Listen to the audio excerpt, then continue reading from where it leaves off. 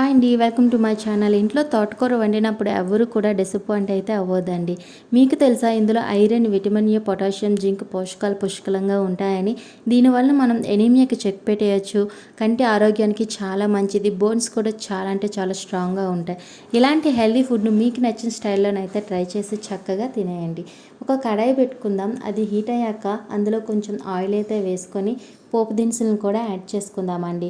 కొంచెం ఆవాలు, జీలకర్ర, కట్ చేసి పెట్టుకున్న 2 పచ్చిమిరపకాయలు, ఎండుమిరపకాయలు, కరివేపాకు, కొత్తిమీర, కట్ చేసి పెట్టుకున్న ఆనియన్స్ వేసుకొని గోల్డెన్ బ్రౌన్ కలర్ వచ్చే వరకు ఫ్రై చేసుకుందాం.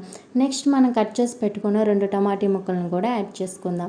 ఇవి ఒక 5 మినిట్స్ అయితే మగ్గనివ్వాలండి. ఆఫ్టర్ 5 మినిట్స్ చూడండి, టమాటీలు అయితే మగ్గిపోయాయి కదా. ఇందులో మనం కట్ చేసి పెట్టుకున్న తోటకూరను కూడా యాడ్ చేసుకుందాం. అందులో కొంచెం పసుపు, సాల్ట్ వేసుకొని మూత అయితే పెట్టుకుందాం. చక్కగా మగ్గిపోతాయి. ఈ గ్యాప్లో మనం చింతపండు రసాన్ని అయితే తీసుకుందాం. ముందుగానే ఒక నిమ్మకాయ సైజ్ అంత చింతపండు నానబెట్టుకుంటే సరిపోతుంది. చూసారా, మనకి తోటకూర అయితే మగ్గిపోయింది కదా. ఈ మగ్గిపోయిన తోటకూరలో కొంచెం పసుపు, 1 టేబుల్ స్పూన్ కారం వేసి ఒకసారి అయితే మంచిగా కలుపుకుందాం.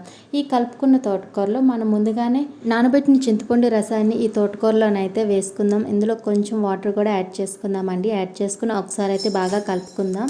3 to 5 మినిట్స్ మరిగినిస్తే సరిపోతుందండి. ఆఫ్టర్ 5 మినిట్స్ మనం స్టవ్ ఆఫ్ చేసుకుని వేడివేడి అన్నంలో సర్వ్ చేసుకొని తినేస్తే చాలా బాగుంటుంది. వీడియో మీకు నచ్చితే సబ్స్క్రైబ్ చేయండి, లైక్ చేయండి, షేర్ చేయండి. Thank you for watching.